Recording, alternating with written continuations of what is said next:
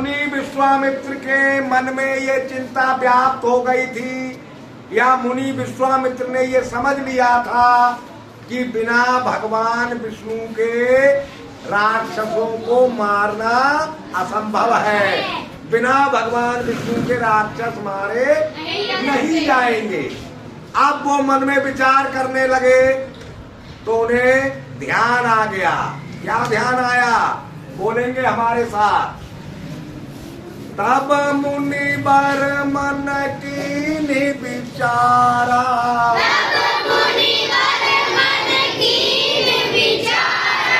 प्रभु अवतरेउ हरन महि भारा।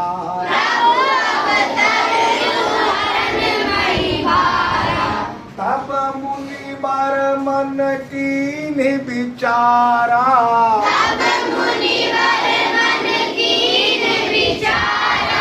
प्रभु अवतरेउ हरन महि भारा।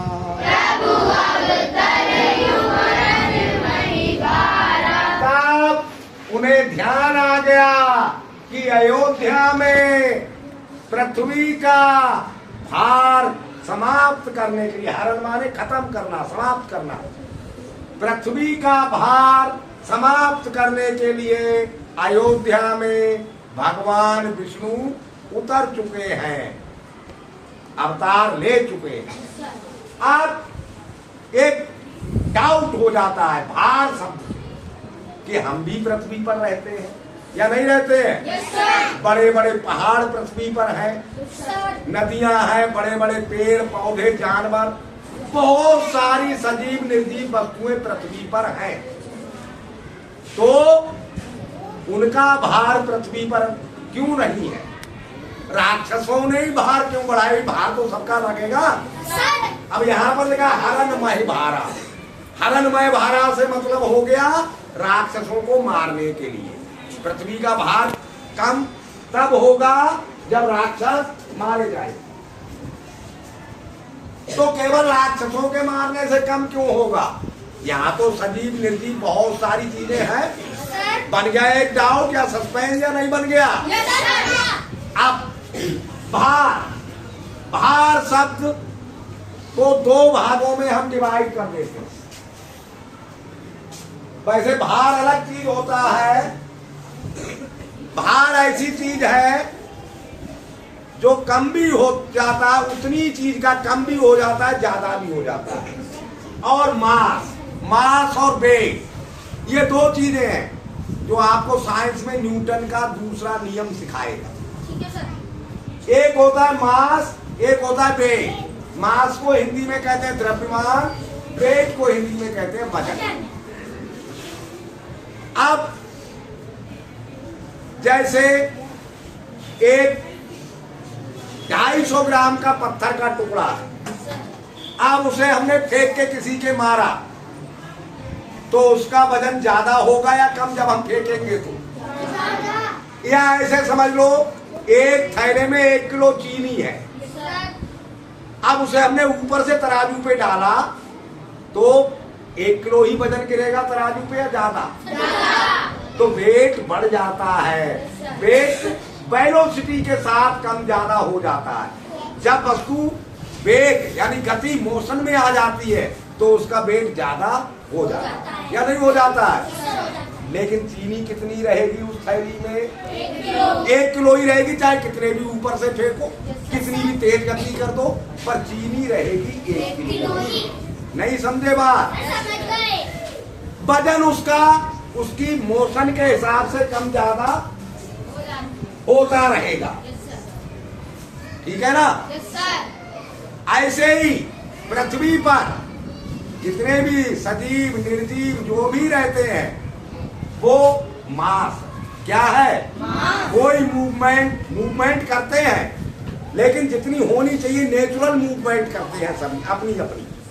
लेकिन ये राक्षस जो है वो उत्पात मचाते हैं, पृथ्वी को कंपन पृथ्वी करने लगती है, हिलने लगती है।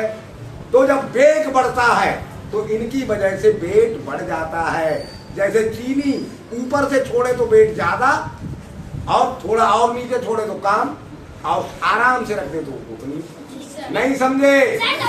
तो ये किसी को मारते हैं, किसी को सताते हैं, किसी को खाते हैं, किसी को तकलीफ पहुंचाते हैं, किसी का यज्ञ नाश करते हैं, यानी नेचुरल जो मांस है उसमें ये हरकतबाजी करते हैं, जिससे पृथ्वी का वेट बढ़ जाता है।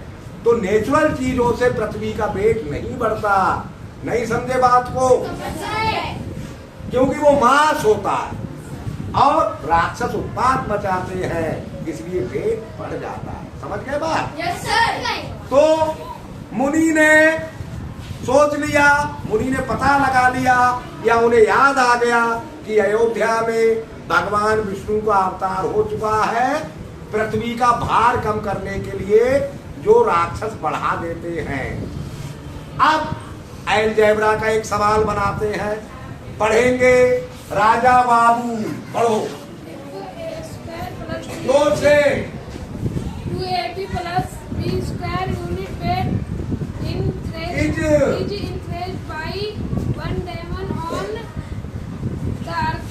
हाँ, if a square plus 2ab plus b square unit weight is increased by 1 diamond on the earth, क्या मतलब हुआ इसका?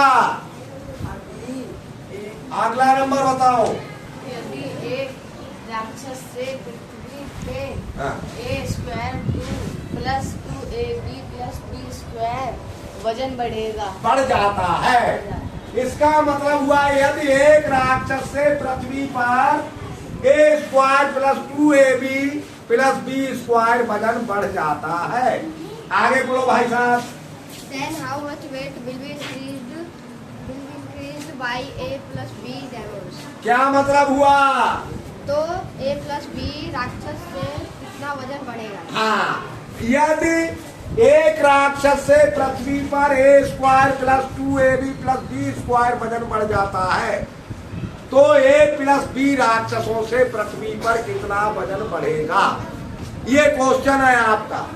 बताइए इस क्वेश्चन में क्या करना पड़ेगा? जोर से बताओ। मल्टीप्लाई। मल्टीप्लाई। Sit down. क्यों करनी पड़ेगी मल्टीप्लाई?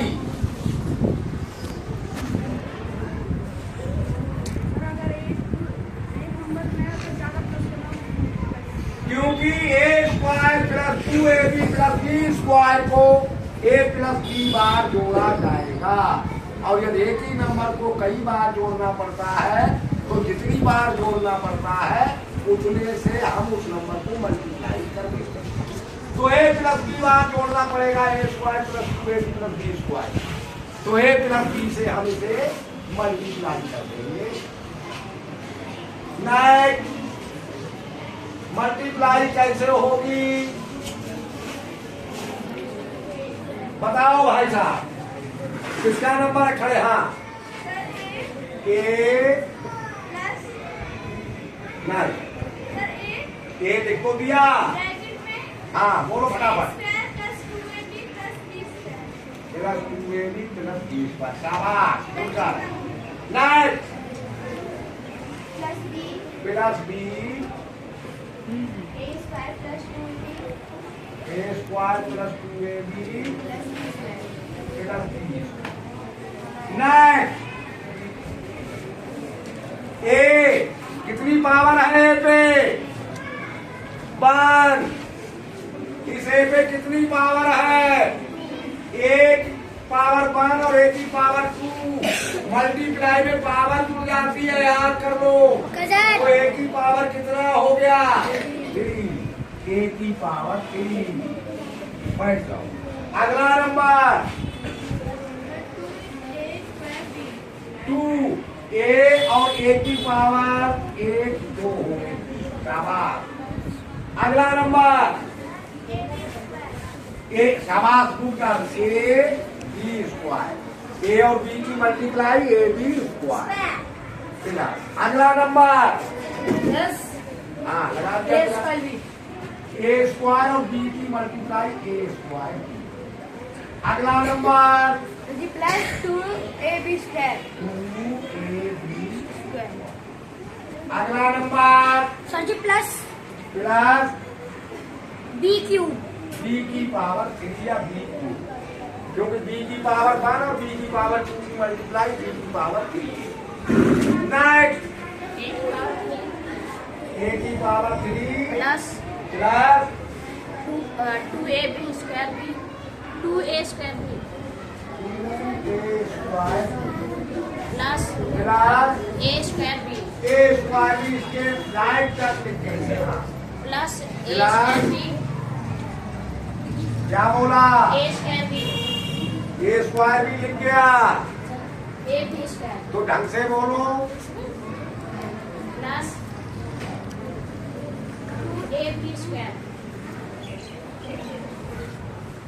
प्लस b की पावर 3। अब राइट टर्म हमने राइट टर्म के साथ कर दी, ठीक। Yes, sir. अगला नंबर a का क्यूब ए की power 3 plus plus 3a square B 3 2a square भी और 8a स्क्वायर भी 3a स्क्वायर भी हो plus 3b square 3ab square A B square और 2ab स्क्वायर मिलकर 3ab स्क्वायर हो गया। नेक्स्ट प्लस बी की पावर प्लस बी की पावर 3 यूनिट वेट इंक्रीज, समझ गए नहीं? इतना वेट बढ़ जाएगा।